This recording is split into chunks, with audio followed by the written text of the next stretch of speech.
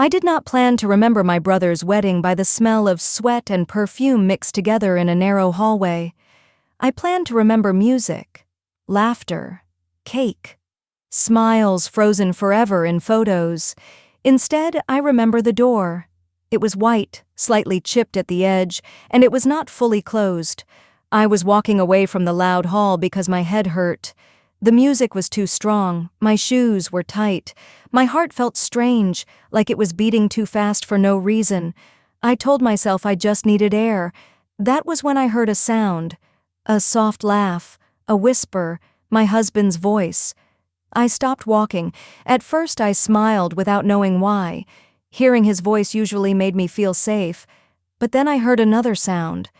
A woman's voice. Low. Warm. Too close. I took one step toward the door. Then another. The gap widened just enough. And there they were. My husband had his hands on her waist. My sister-in-law's head was tilted back, her lips parted, her wedding makeup slightly smudged. His face was close to hers, so close that there was no space for doubt, no space for mistakes, no space for excuses. Time did something strange then. It did not stop. It stretched. Every second felt thick and heavy, like I was walking through mud inside my own body. My husband saw me first. His eyes went wide. His mouth opened, but no sound came out. My sister-in-law turned slowly. When she saw me, she froze. Her smile fell apart like broken glass. No one spoke. The music from the hall kept playing. People were cheering somewhere far away. Glasses clinked. Someone laughed loudly. But in that hallway, everything was dead quiet. I wanted to scream. I wanted to hit something. I wanted to wake up. Instead, my body moved without asking me. I stepped back. Then I turned around. Then I walked away. Each step felt wrong, like my legs were not mine anymore. My hands were shaking, but I pressed them into my dress so no one would see. I did not cry. Not yet. I walked straight back into the wedding hall, where the lights were bright and happiness was loud. My brother was standing near the front, smiling at guests, holding a drink in his hand. I went to him.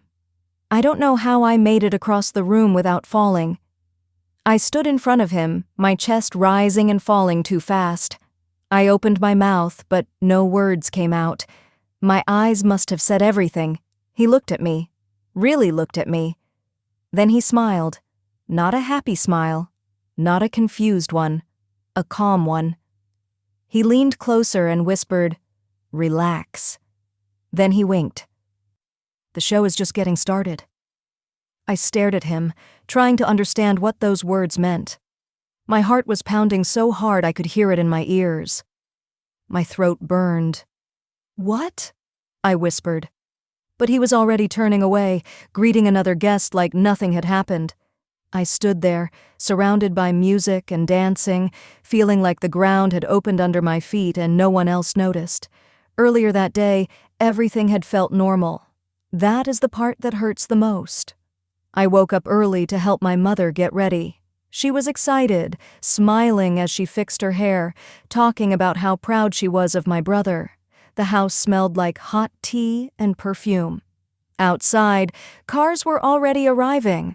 My husband had kissed my forehead before leaving the room. "You look beautiful," he said. His voice was gentle, familiar. I believed him. At the venue, my sister-in-law hugged me tightly. "I'm so glad you're here," she said, her eyes shining. She looked like a dream in white. Everyone said she was lucky. Everyone said my brother was lucky too. I agreed. During the ceremony, I sat beside my husband. Our knees touched. His hand rested on mine. I remember thinking how safe I felt, how full. I even felt a little emotional watching my brother smile at his bride. I had no idea that while I was smiling, my life was already cracking. After the wink, I moved to the side of the room and stood near a table. My hands were cold. My mind was loud. Did I really see what I thought I saw? No, I did not imagine it. The look on my husband's face was real. So was the fear in her eyes. I scanned the room. My husband was not there. My sister-in-law was not there. My brother was laughing with friends. I wanted to run back to that hallway and demand answers. I wanted to pull everyone into the light and scream the truth. But something held me still. Fear, maybe, or shock, or the strange calm in my brother's voice. Relax. Why would he say that? Why would he wink? I watched him from across the room. He looked relaxed, confident, like a man in control. This was his wedding day, the biggest day of his life, and yet he did not look surprised. That scared me more than the affair itself. I stepped outside to breathe. The night air was cool against my skin. My chest felt tight. I leaned against the wall and finally let the tears fall. They came quietly, one after another, sliding down my cheeks. I wiped them fast. I did not want anyone to see me like this. I thought about my marriage. About the years we spent building something I thought was real, about the trust I gave freely. I thought about my sister-in-law, all the times we laughed together, all the moments I shared things with her that I never shared with anyone else. And I thought about my brother. The wink replayed in my mind again and again. It did not make sense, unless he already knew. The idea hit me hard. What if he had known before today? What if this wedding was not what I thought it was? My phone buzzed in my hand. A message. From my husband. Please, we need to talk. I stared at the screen. My fingers hovered over the reply, but I did not type anything. I did not trust myself to answer calmly. Instead, I turned my phone off. For the first time since I met him, I did not want to hear his voice. When I went back inside, the party was louder than before. People were dancing. Someone pulled me into a hug and told me how happy they were for our family. I smiled. I said thank you. I played my part. Across the room, my brother caught my eye again. This time, his smile faded just a little. He nodded once, slow and steady, like he was telling me to be patient. I did not nod back. I was not ready. My husband appeared near the bar, watching me. His face was pale. He looked like a man waiting for a storm. My sister-in-law walked out moments later, fixing her hair, her dress perfect again. She laughed with a guest like nothing had happened. I felt something shift inside me then. The pain was still there. But something else rose with it. Awareness. Whatever this was, it was not a simple mistake. It was not a moment that could be brushed away with sorry words. This was deeper, planned, hidden. And somehow my brother was standing in the center of it all, calm and smiling, as if this night was unfolding exactly the way he expected. The music played on, the guests danced, and I stood there, realizing that the wedding I came to celebrate had already become something else entirely, something I did not yet understand. But I would. Before that night, I believed love was quiet and steady. I believed that if people smiled at you, they meant it. I believed that family was a place where secrets did not grow. Now, looking back, I see how wrong I was. But back then, everything felt normal. Too normal.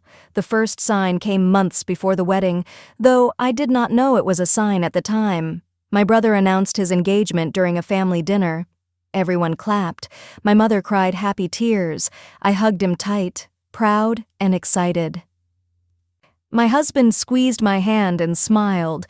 Across the table, the woman who would soon become my sister-in-law lowered her eyes and smiled softly. She looked calm, grateful, perfect. That night, after we got home, I told my husband how happy I was. "They look good together," I said, as I changed into my night clothes. "Yes," he replied. "They do." His voice was flat. I noticed it, but I let it go. People have quiet days, I told myself. As the wedding plans began, our lives slowly filled with meetings, calls, and family visits. My brother's house became busy all the time. I went there often to help. At first I enjoyed it. My sister-in-law was always kind to me. She laughed easily and asked for my opinion on everything, from flowers to food to music. She trusted me, or at least that's what it looked like. My husband started coming along more often than before. I thought it was sweet. I thought he just wanted to support family. Sometimes I would walk into the room and find them talking quietly. They would stop when they saw me and smile like nothing happened. "Just wedding stress," she would say. I believed her. There were small moments that made me uncomfortable, but I pushed them away. Once, I went looking for my husband in my brother's house and found him in the kitchen with her. They were standing close, too close, their heads bent together. They jumped apart when they noticed me. "Oh," she laughed, "you scared us." I laughed too, even though my chest felt tight. Another time, my husband offered to drive her home late at night after a planning meeting. My brother was not around. "It's on my way," my husband said. I did not question it. I trusted him. My brother, on the other hand, began to change in quiet ways. He talked less. He watched more. Sometimes I would catch him looking at people like he was counting steps in his head, measuring time, waiting. Once, when I asked him if he was nervous about the wedding, he smiled strangely. "Everything is going exactly as it should," he said. I remember feeling confused. Most grooms were excited, or stressed, or scared. He was calm, too calm. A week before the wedding, we had a small family gathering. My mother cooked a big meal. Everyone sat around the table, laughing and eating. I noticed my husband checking his phone often. When I asked who was texting him, he said it was work. His phone buzzed again. He turned the screen away from me. I felt a small pinch in my stomach, but I smiled and kept eating. Across the table, my sister-in-law avoided my eyes. My brother noticed everything. I saw him watching my husband's phone. I saw him watching her hands twist in her lap. He said nothing. Later that evening, I helped my sister-in-law clean up in the kitchen. We washed dishes side by side. "You must be so happy," I said. She nodded quickly. "I am." Her hands were shaking. "Are you okay?" I asked. "Yes," she said too fast. "Just tired." I reached for her arm, but she pulled away slightly, then smiled to cover it. That moment stayed with me. 2 days before the wedding, my husband came home late. He smelled like a perfume I did not wear. When I asked him about it, he said it was from hugging people at the venue. I believed him. That night, I lay awake beside him, listening to his breathing. I told myself not to be foolish. I told myself love meant trust. On the morning of the wedding, everything moved fast. Hair, makeup, dresses, laughter. My sister-in-law glowed. My brother stood tall, greeting guests with confidence. My husband looked nervous. I asked him if he was okay. He kissed my cheek. "Just a big day," he said. I smiled. During the ceremony, I noticed my brother glance at my husband once. Just once. Their eyes met. Something passed between them. I did not understand it then. I understand now. After the ceremony, while guests moved toward the hall, my brother pulled me aside. "You look beautiful," he said. "Thank you," I replied. He held my hands a moment longer than usual. "Whatever happens tonight," he said quietly, "remember that I love you." I laughed. "Of course you do. You're my brother." He smiled, but his eyes were serious. "I mean it," he said. Then he let go and walked away. I stood there, confused but happy. I had no idea what those words meant. I had no idea that every strange moment, every quiet look, every sudden silence had been leading me toward that white door in the hallway, toward the moment where smiles would finally crack, toward the truth I was not ready to face, and toward a night that would change every relationship I thought I understood. The days after the wedding should have been calm. They were not. On the outside, everything looked fine. People shared photos. Family members called to say how beautiful the ceremony was. My mother talked proudly about how well everything went, but inside me, nothing was quiet. I replayed moments in my head again and again. The hallway, the door, the wink, the way my brother's voice never shook. I did not confront anyone right away, not my husband, not my sister-in-law, not even my brother. I watched instead. My husband tried to act normal. He brought me breakfast. He asked how I slept. He talked about small things like the weather and work, but his eyes followed me everywhere, like he was afraid I might disappear. At night, he reached for me in bed. I moved away. "I'm tired," I said. He did not push. That scared me more than if he had. Sometimes I caught him staring at his phone, reading messages over and over. When he noticed me watching, he locked the screen and forced a smile. I stopped asking questions. I started listening. My sister-in-law did not come around as much after the wedding. When she did, she acted softer than before. Quieter. Careful with every word. She avoided being alone with me, always finding a reason to step away. Once I passed by a room and heard her crying softly on the phone. "I didn't think it would happen like this," she whispered. She stopped when she saw me. "Oh, hi," she said, wiping her face. "I was just tired." I nodded. I did not believe her. My brother became the strangest of all.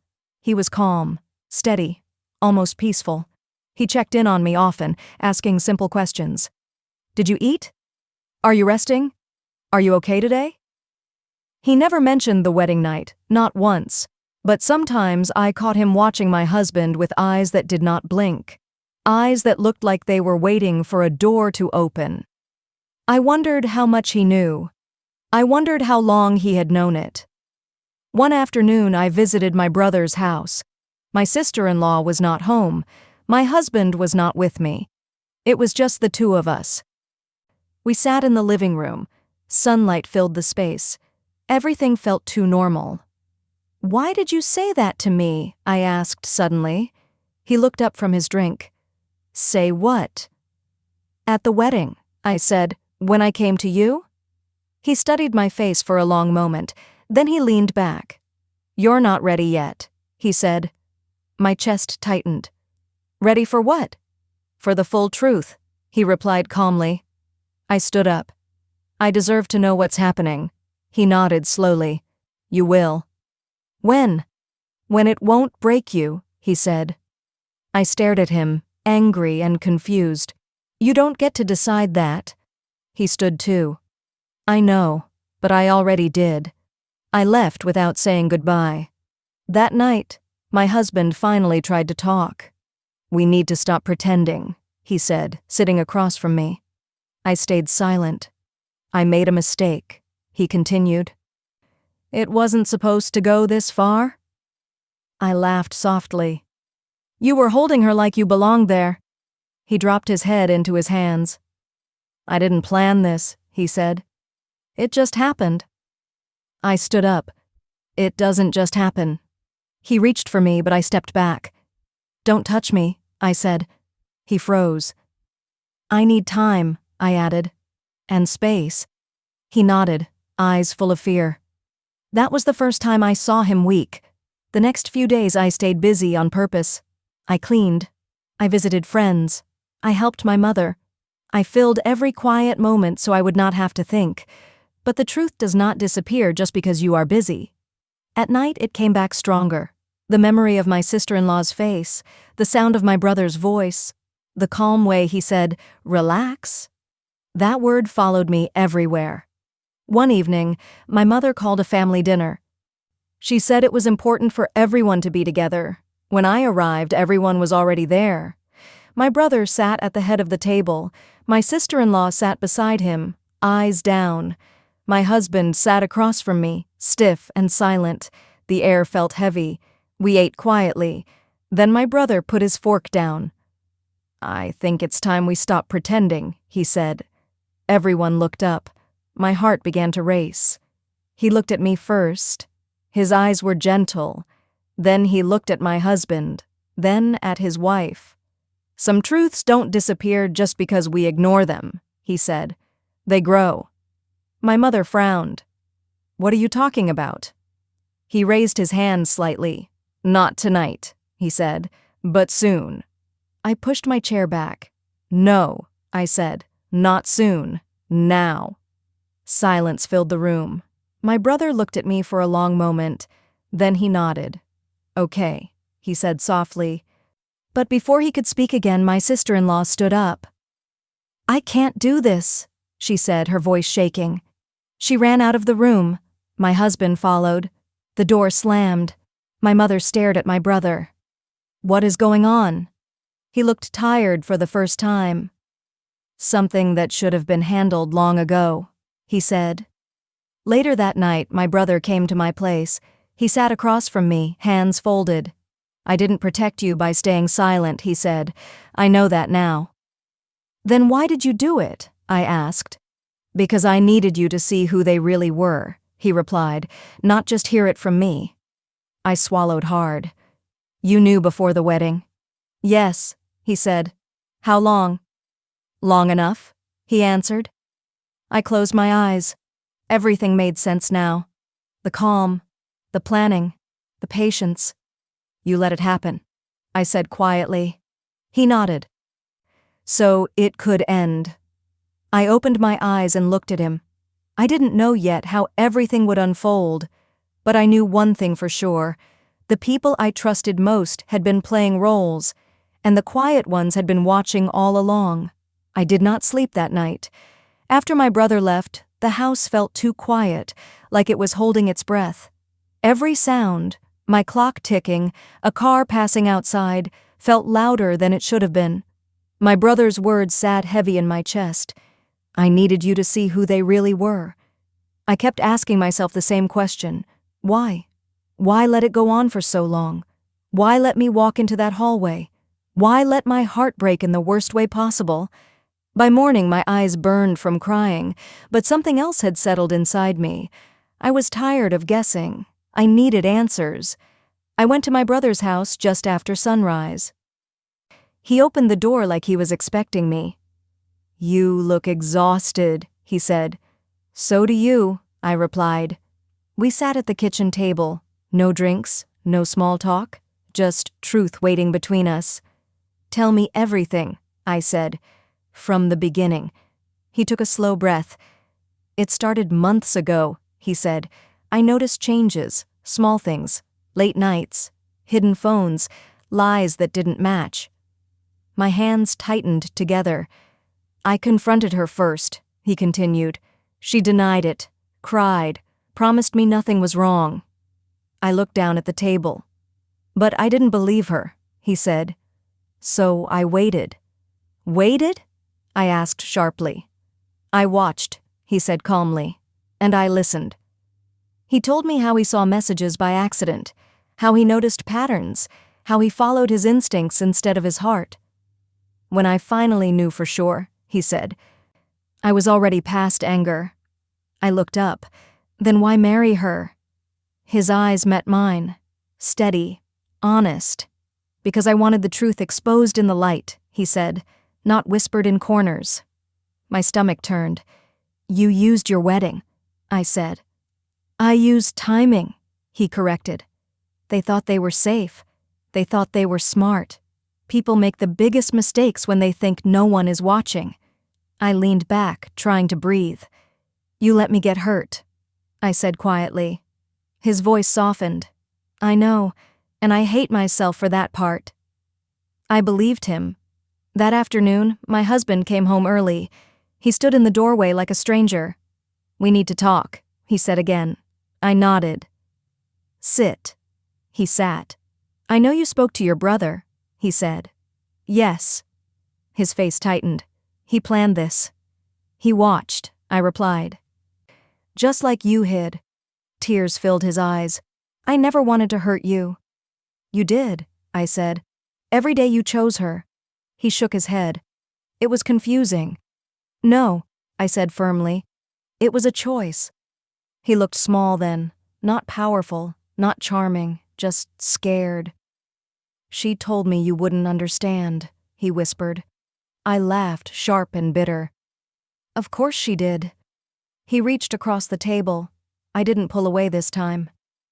I don't know how to fix this, he said. You don't, I replied. That was the truth. Later that evening, my sister-in-law showed up unannounced. Her eyes were red, her hands shook. "Please," she said, "we need to talk." I crossed my arms. "You can talk." She swallowed hard.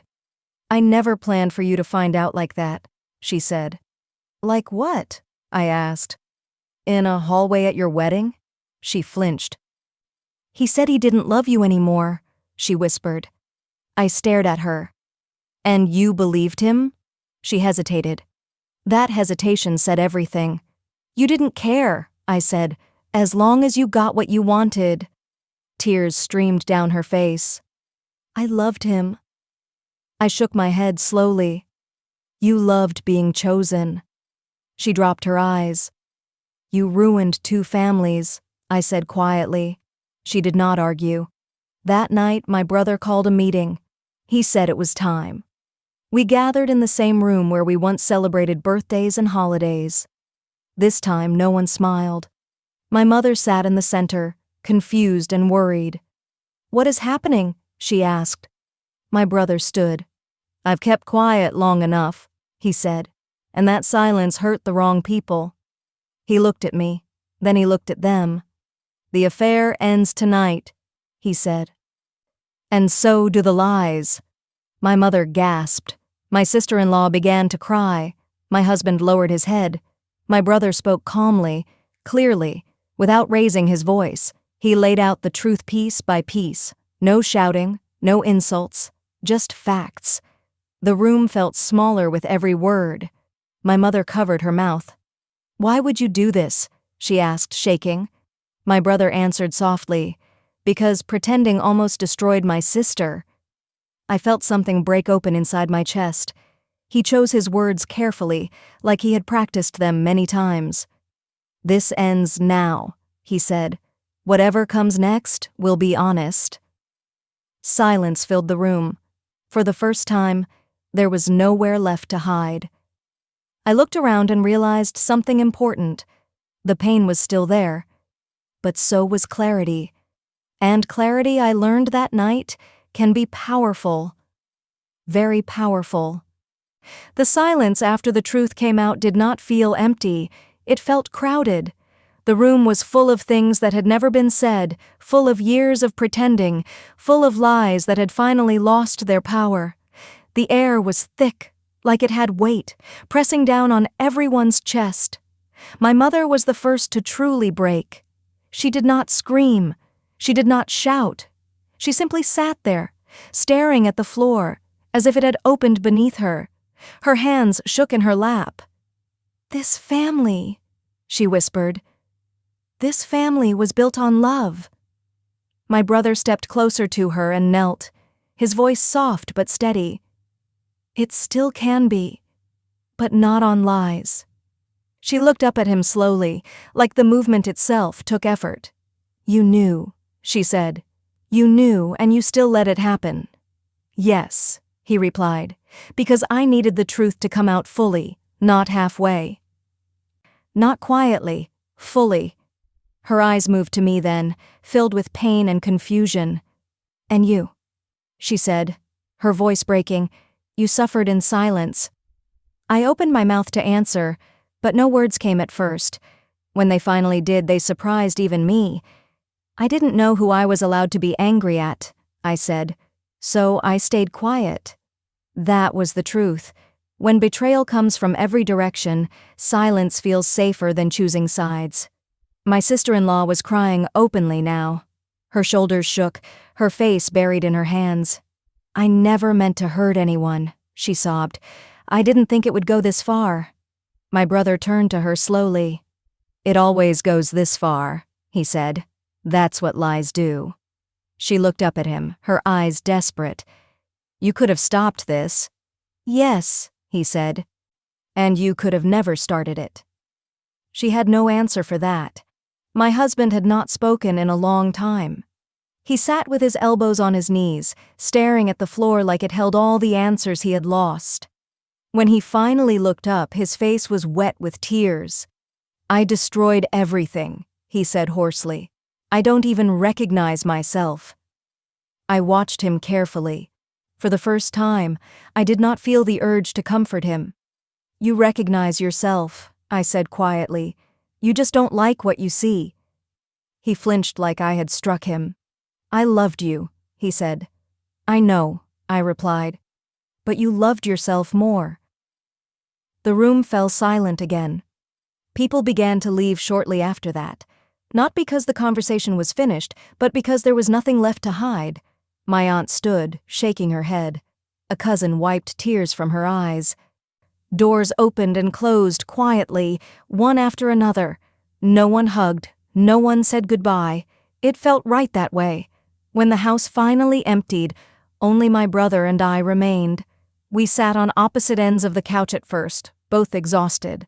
Then, slowly, we slid down to the floor, backs against the sofa, staring ahead.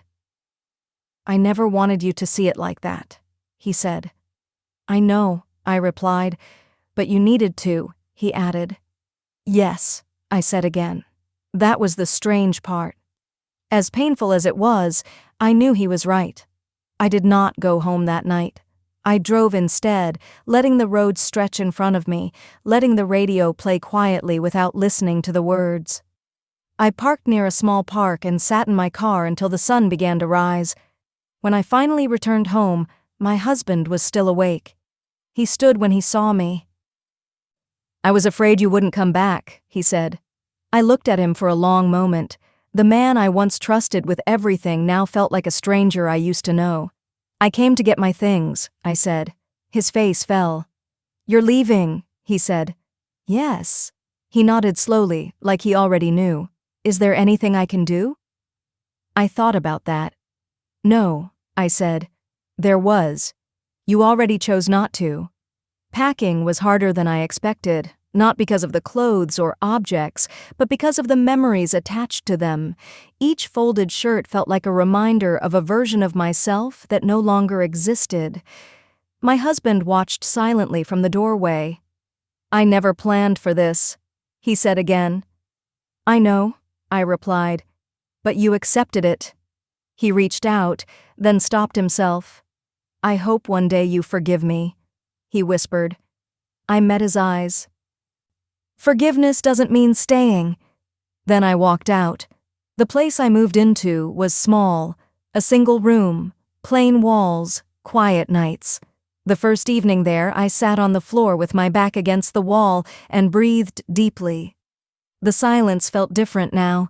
It no longer pressed down on me. It felt like space. I slept better than I had in months. The weeks that followed were filled with adjustment. Some days were heavy. I woke up with the ache still sitting in my chest. Other days felt lighter, almost hopeful, and that surprised me. I learned how to do things alone again. Grocery shopping, cooking for one, sitting with my own thoughts without panic. I learned that grief does not always scream. Sometimes it whispers. My sister-in-law left town quietly. No messages, no explanation. My brother told me later that she said leaving was the only way she could breathe again. "Good," I replied. "She took enough air from others." He nodded. He began the process of ending the marriage with calm focus. No shouting, no revenge, just clean cuts. I respected him for that. My mother struggled the most. She called often, sometimes crying, sometimes angry, sometimes silent on the line. "I failed," she said once. "No," I told her. "You loved. That's not failure. But healing takes time, for all of us." One afternoon, months later, my brother asked me to meet him. We sat at a quiet cafe by the window. Sunlight poured in, warming the table between us. "You look stronger," he said. "So do you," I replied. He stirred his drink slowly. "Do you ever regret knowing the truth?" I thought carefully. "No," I said. "I regret not trusting myself sooner." He smiled faintly. "I was afraid you would hate me," he admitted. "I was angry," I said. "But anger fades. Understanding stays." He nodded, relieved. As time passed, the pain softened. It never disappeared completely, but it stopped controlling my breath. I started doing things just for me, long walks, journaling, sitting quietly without needing answers. I learned something important. Love without respect is not love. Trust without honesty is not trust, and peace is not something you beg for. It is something you choose. One evening, I ran into my husband unexpectedly at a store. We stood a few feet apart, unsure of how to act. "You look well," he said. "I am," I replied truthfully. He nodded, swallowing hard. "I'm trying to be better." "I hope you succeed," I said, and I meant it. When I walked away, my heart did not race. That's when I knew I was free. On the anniversary of the wedding, I visited my brother. We did not celebrate. We simply sat together, quiet but comfortable. "It's strange," he said. "That day destroyed so much." "And saved some things, too," I replied. He looked at me. "You?" I smiled. "Yes," I said. "Me." Later that night, alone in my room, I stood in front of the mirror. I studied my face. The woman looking back at me was not broken. She was awake. The betrayal had not ended me. It stripped me down and showed me what was real. And for the first time in a long time, I did not need answers to feel whole. I had myself. The light was no longer flickering. It was steady, and I was no longer afraid to stand in it. The day I finally felt free did not arrive with noise. There was no celebration, no big moment. No one clapping for me. It arrived quietly on an ordinary morning when I woke up and realized I was no longer afraid of my own thoughts. I lay in bed and listened to my breathing. It was steady, calm, mine. For a long time, my mind had been a crowded place filled with questions, pain, and memories that hurt to touch. That morning, it felt different, clearer, like a room that had finally been aired out after being closed for too long. I got up, opened the window, and let sunlight pour in. That was when I knew I had survived. Healing did not mean forgetting. It meant remembering without bleeding. There were still moments when memories came back. The wedding music, the hallway, the door, the wink. But those memories no longer controlled me. They were part of my story, not the whole of it. I learned that healing is not about erasing the past. It is about building a future that does not depend on it. My relationship with my family slowly changed. My mother stopped blaming herself. One day, she held my hands and said, "I raised you strong. I see that now." That was enough. My brother and I grew closer in a way we never had before. Not because of pain, but because of honesty. We spoke openly. We listened. We respected each other's scars. "You're stronger than you know," he told me once. I smiled. "So are you." As for my husband, distance taught me something important. I did not need revenge. I did not need apologies repeated 100 times. I did not need answers anymore. Closure came when I stopped asking why someone broke me and started asking why I stayed broken for so long. The day I signed the final papers, my hands did not shake. I walked out of the building and felt light, not happy, free. I rebuilt my life slowly. I chose routines that brought peace. I chose people who felt safe. I chose silence when noise was unnecessary and spoke only when my voice mattered. I learned how to trust again, but this time I trusted myself first. That changed everything. One evening, while sitting alone with a cup of tea, I realized something powerful. The betrayal that once defined me no longer did. It was a chapter, a painful one, but it was not the ending. I had become someone new, not bitter, not closed, not afraid, just aware. Sometimes people ask me how I stayed strong. I tell them the truth. I wasn't always strong. I was scared. I was confused. I was broken. But strength is not something you start with. It is something you grow into when you refuse to stay on the ground. The wedding that exposed the truth was never meant to destroy me. It was meant to wake me up, to show me that love without honesty is a lie, that loyalty without respect is empty, and that peace is worth more than pretending. Now, when I look at my reflection, I see someone who knows her worth. I see a woman who walked through fire and came out awake, not angry. I see someone who understands that endings are not failures. They are choices, and I chose myself. That was the real ending, and the real beginning.